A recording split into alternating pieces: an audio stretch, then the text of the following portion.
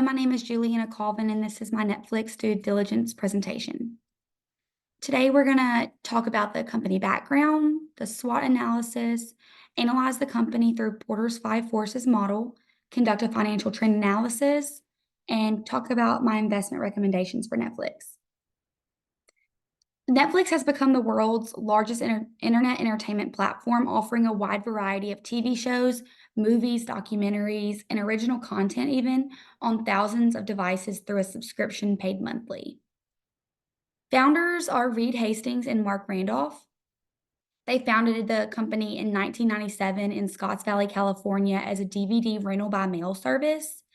In 1998, it was officially launched with 925 titles. 1999, they launched an online monthly subscription service. 2002, the company went public under the ticker NFLX. 2007, introduced instant streaming with partnerships such as Xbox, Blu-ray, etc. 2009, the company launched Netflix Originals, where the company owns the copyright to them. 2010, Netflix started expanding and they internationally and started in Canada, but in 2012, they were able to extend internationally all the way to the UK. 2017, they launched their first House of Cards, the first originally created content, which later won both Emmy and Golden Globe Awards. 2016, international expansion in 130 countries. 2021, Netflix presented its customers with Netflix games. 2021 as well, they had 27 Oscar nominations. 2022, they announced closing the DVD rental by mail service. And then 2023, Hastings stepped down as the company's CEO. He became an executive chairman. And also, Netflix began its controversial crackdown on password sharing. The idea to get behind this policy is to gain more subscribers. Netflix wants to have subscribers share an account if they're only in the same household. So that's their goal. SWOT analysis is a tool businesses and companies use when finding internal and external factors that have an effect on businesses. Strengths and weaknesses are internal, and businesses strive to build on strengths and minimize weaknesses. Opportunities and threats are external, and the goal is to embrace opportunities and counteract threats. Strengths for Netflix would be number one, the main strength is brand recognition. Most every single person knows about Netflix. They might not have a subscription, but they know who Netflix is. The ranging and quality of content as well. They offer anything from scary movies to little kid movies. They're also offering original content now, and their big hits, big popularity, rapid subscriber growth globally. Weaknesses are limited copyrights. Most of the stuff that's on Netflix, they do not own. And so those costs are very high. They also rely heavily on the North America market. The cost of content and the increased prices are a very, very weakness. Long-term debt, Netflix is in long-term debt right now. Opportunities, positive branding, create high-quality content, offer local, diverse content. They're worldwide. Offer stuff that is culturally amazing somewhere where it's not here. Threats, new companies are entering the market. There is slow growth in the North American market. Password sharing, but that seems to be getting handled. And the trend of sustainability. Netflix invested a lot in renewable energy, and they need to follow the trend of sustainability or they might lose customers. This is the globally paid subscribers from 2013 to 2023. In 2017, they surpassed 1 million subscribers. Shortly after, a couple years later, in 2020, they surpassed 200 million subscribers. And then not long after this past year, they surpassed 250 million subscribers. Porter's 5 Forces model was created by Michael Porter in his 1979 Harvard Business Review article. It consists of competitive rivalry, threat of new entry, supplier power, buyer power, threat of substitution. For Netflix, competitive rivalry is extremely high. Intense level of competition forces companies to reduce pricing. Each competitor has their own unique attributes and features. Amazon Prime Video is Netflix's primary competitor.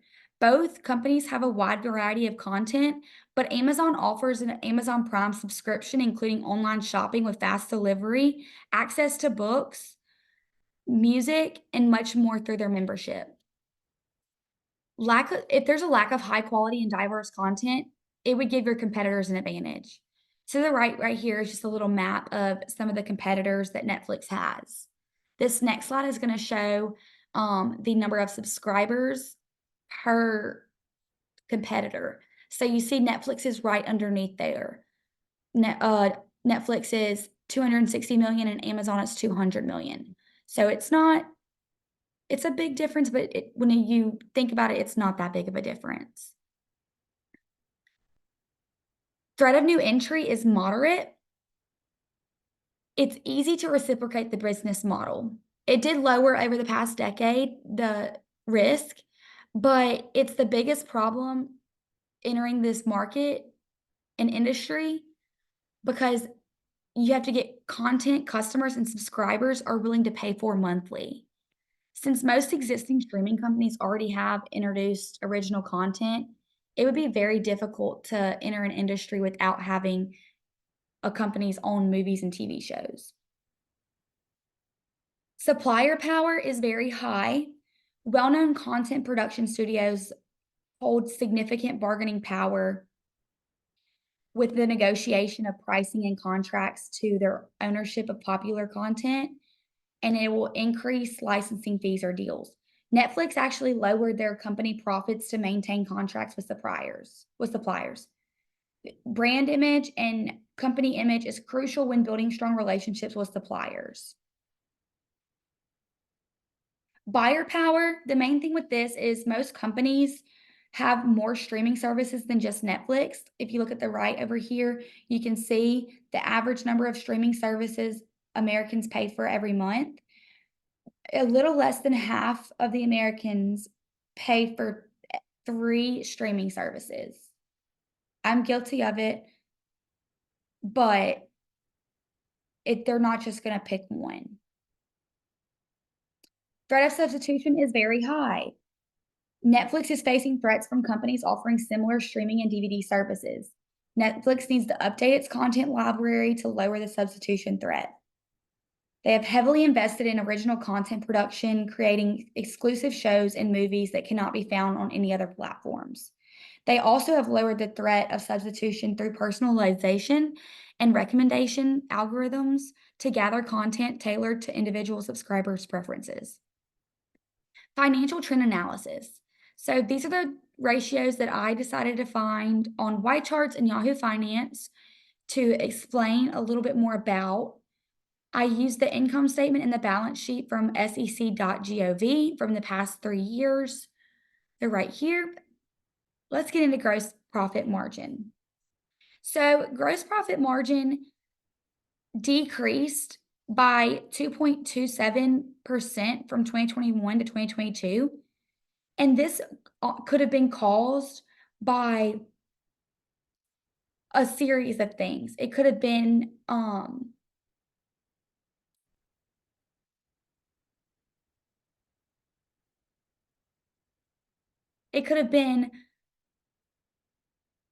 an increase in production cost or licensing agreement fees, but the improvement in 2022 to 2023 by 2.17% indicates that Netflix creates these strategies to conquer these rates from the prior year.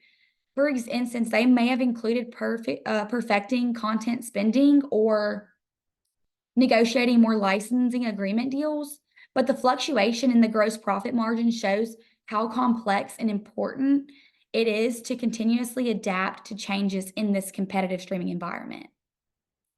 Current ratio, it increased by 0.22 from 2021 to 2022. This indicates that Netflix improved their ability to pay off their short-term debts. This may have been associated with an increase in current assets that are relevant to their current liabilities, like reduced short-term debt requirements or effectively overseeing working capital. But it did decrease by 0.05 the following year. It might have been a slowdown in the revenue growth or technology upgrades that lead to this decline. The quick ratio is increased by 5.05% both years, and this indicates that the company improved its short-term liquidity position and then was able to further improve the ability to cover short-term obligations without creating ongoing efficiency in the effective management of cash flows and perfecting working capital, while also reducing the risk of liquidity shortages. The debt to asset ratio is, it decreased from 2021 to 2022 by 0.7, and another decrease in the following year by 0.05. The first decrease suggested that Netflix had debt repayments or an increase in asset value, but the further decrease shows that Netflix was able to keep a healthy balance between debt and assets by cash flow management or the ability to make strategic debt financing decisions. This improves interest expenses, financial stability, and the company could invest in growth initiatives. Interest coverage ratio. The interest coverage ratio, it decreased by 0.18 from the first year, and that indicates the company's ability to cover its interest expenses with its operating profits. The decrease could be due to a range of factors, including increased interest expenses or lower operating profits. But the significant increase by the following year by 1.42 from 2022 to 2023 shows that there was substantial improvement and with Netflix's ability to cover its interest expenses with profits, resulting in numerous factors such as lower interest expenses with higher operating profits. There could have been a reduction in debt levels and ultimately improved profitability. So that's all for the financial analysis, but investment recommendations. So this is Netflix stock as of today. The current price, you can see that. The PE, that's a little worrisome because the healthy one is 20 to 25, but it's growing. It's getting up there. This is Netflix's earnings from the SEC.gov, the letter to shareholders that was released earlier this year. And it shows us that the subscriber growth easily tops the 8.76 million paid membership ads Netflix reported in the third quarter. The company also blew past Wall Street's fourth quarter expectations of 8 million to 9 million. These next couple bullet points is what people forecasted or expected. So earnings, they were 2.11 versus LSEG expected them to be 2.22. Same with revenue, it was also higher. Total memberships, also higher, succeeded. Netflix reported fourth quarter net income to be that or 2.11 per share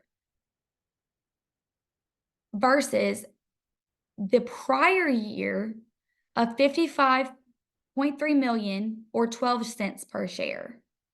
The company posted revenue of about 8.83 billion for the quarter, up from 7.85 billion in the year ago quarter.